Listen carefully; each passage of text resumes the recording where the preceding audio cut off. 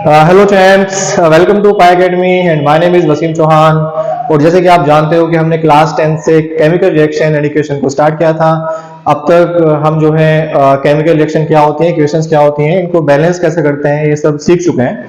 और last video में हमने समझा था कि केमिकल रिएक्शन के टाइप्स कितने होते हैं। टोटल 5 टाइप्स के केमिकल रिएक्शंस हैं, 3 टाइप हम डिस्कस कर चुके हैं। आज जो रिमेनिंग 2 पार्ट्स थे या 2 टाइप्स थे, हम उसको डिस्कस करने वाले हैं। तो आइए शुरू करते हैं आज की क्लास। तो बेटा फोर्थ टाइप की जो केमिकल रिएक्शन है वो है double displacement reaction. Double displacement reaction है ना। एग्जांपल देखो आप जनरल फॉर्म में, जैसे कि यहाँ ए बी था और यहाँ पर क्या है सी डी है। जब इन दोनों रिएक्टेंट के बीच में रिएक्शन हुई है तो ए के साथ में अब डी आ गया है और सी के साथ में बी आ गया है। मतलब ऐसी रिएक्शन जिसमें म्यूचुअल एक्सचेंज होता है स्पीशीज का। स्पीशीज को यहाँ पर लिखा है रेडिकल, है ना। जनरल फॉर्म को ऑब्जर्व करोगे तो देखो ए के साथ पहले बी था लेकिन अब यहाँ पर डी आ गया है, जबकि सी के साथ में डी था। तो जब रिएक्शन हो गई है तो सी के साथ में बी आया है। तो यहाँ पर एक वर्ड यूज हुआ रेडिकल, है ना। म्यूचुअल एक्सचेंज का मतलब है कि आपस में वहां पर एक्सचेंज हो रहा है, ठीक है। एक ही जगह से नहीं हो रहा है, सिंगल स्पीशीज का डिस्प्लेसमेंट नहीं हो रहा, दोनों कंपाउंड से वहां पर जो स्पीशीज है वो डिस्प्लेस हो रही है ना। अब ये रेडिकल का मतलब या what is the meaning of radical here. Chemistry में रेडिकल जो होते हैं वो ऐसी स्पीशीज हैं जो बहुत ज्यादा रिएक्टिव होती हैं, क्योंकि उनके पास में एटलीस्ट 1 अनपेयर्ड इलेक्ट्रॉन्स होता है। और ये एटम भी हो सकते हैं, मॉलिक्यूल भी हो सकते हैं और आयंस भी हो सकते हैं, ठीक है। तो खैर हमने अब तक यहाँ समझने की कोशिश की है कि डबल डिस्प्लेसमेंट रिएक्शन क्या होती है ना। एग्जाम्पल देखते हैं अभी हम।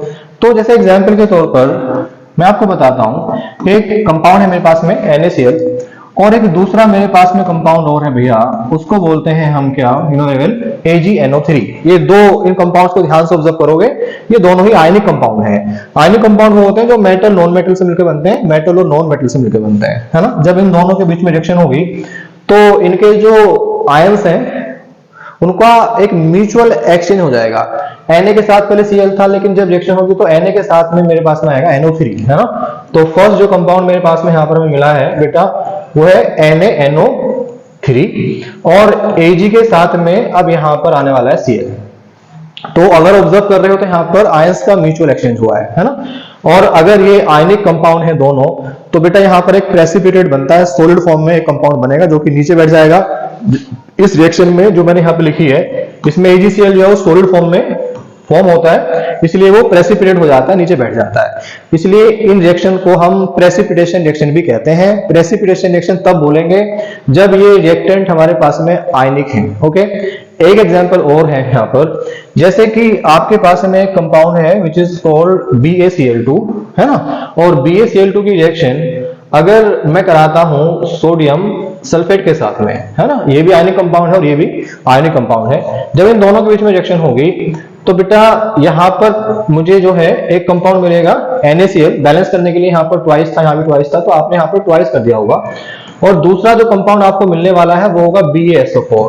अच्छा, BaSO4 इसमें सॉलिड फॉर्म में बनता है और जो कि नीचे बैठ जाएगा, मतलब ये प्रेसिपिटेट की फॉर्म में नीचे बैठ जाता है, ठीक है। तो ये आयनिक रिएक्टेंट के बीच में रिएक्शन थी। डबल डिस्प्लेसमेंट का एक टाइप और होता है जहां पर कोई एसिड और बेस रिएक्शन करता है, वहां भी म्यूचुअल एक्सचेंज होता है स्पीशीज का। एग्जांपल के तौर पर जैसे यहां मेरे पास में एक एसिड है HCl, है ना, हाइड्रोक्लोरिक एसिड, और बेटा एक मेरे पास में बेस है, उसको बोलते हैं NaOH।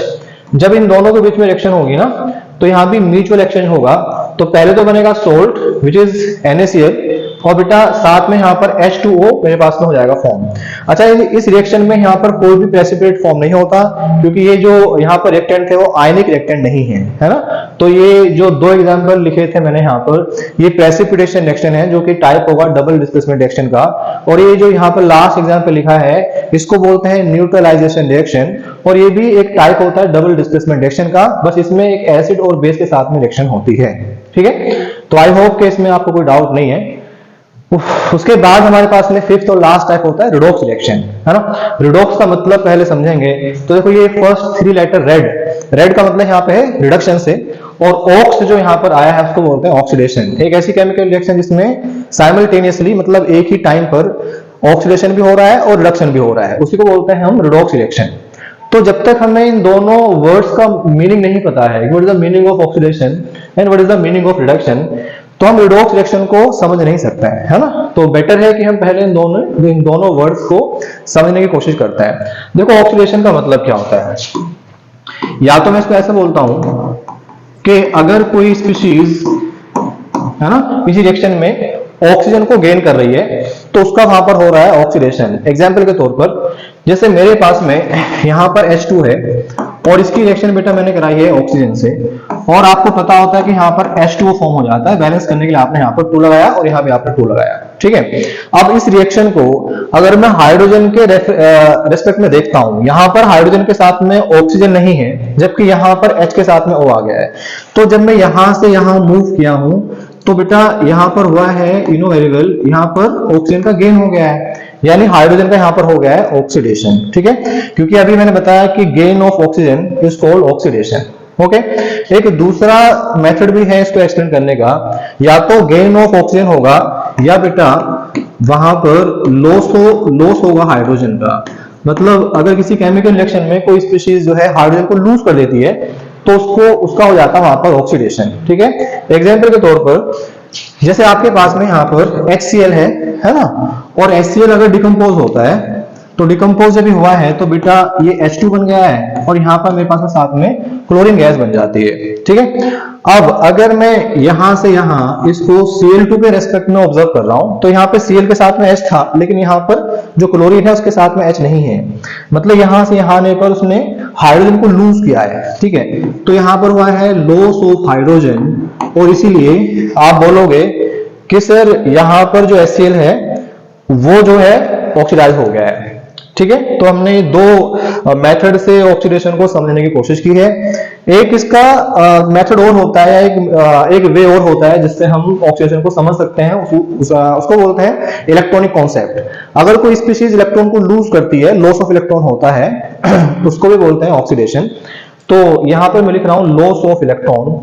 लॉस ऑफ इलेक्ट्रॉन का एग्जाम्पल देखो, जैसे कि आपके पास में एक मेटल है Na सोडियम, और जब ये किसी रिएक्शन में पार्टिसिपेट करता है तो ये वहां पर क्या होता है, एक जो इलेक्ट्रॉन है उसने उसको लूज कर दिया है, तो Na से बना है Na+, है ना, एक इलेक्ट्रॉन को लूज करके, तो उसका मतलब सोडियम का यहाँ पर हो गया है ऑक्सीडेशन, ठीक है। तो मतलब ऑक्सीडेशन को हम या तो बोलेंगे गेन ऑफ ऑक्सीजन, या बोलेंगे लॉस ऑफ हाइड्रोजन, या हम उसको बोलेंगे लॉस ऑफ इलेक्ट्रॉन, है ना। इसके अलावा और भी होता है, पर 10th लेवल पे, 10th क्लास के लेवल पे इतना काफी है समझने के लिए।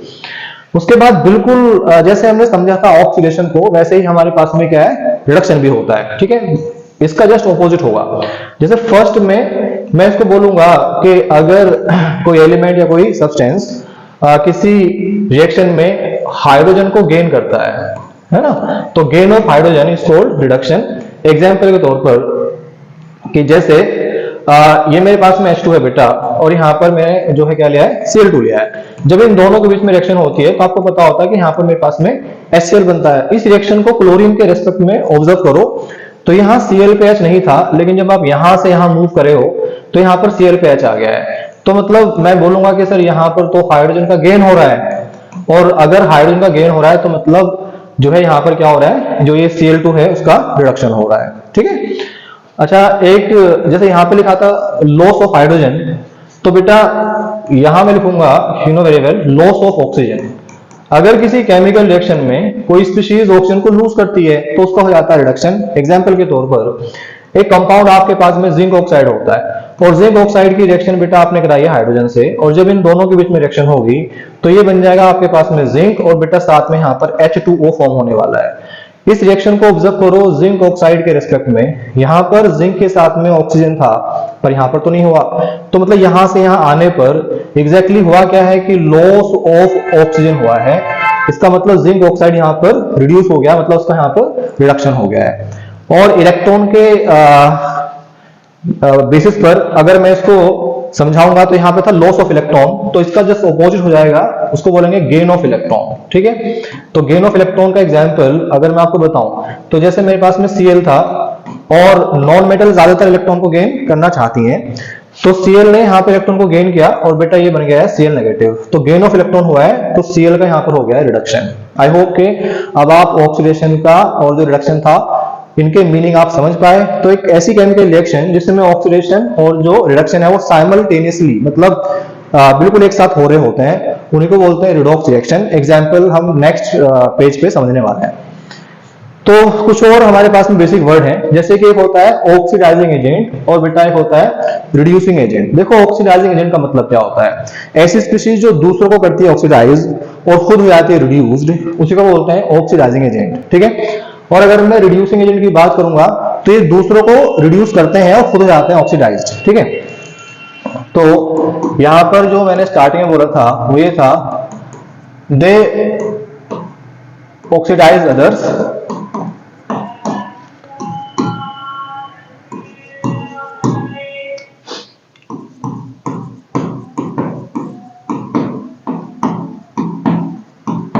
ठीक है। तो यहाँ पे जो वर्ड मैंने लिखे हैं वो ये है कि ऐसी स्पीशीज जो दूसरों को करते हैं ऑक्सीडाइज और खुद हो जाते हैं रिड्यूस्ड, उन्हीं को बोलते हैं ऑक्सीडाइजिंग एजेंट। और यहाँ पर जस्ट उल्टा होगा, दे रिड्यूसेस द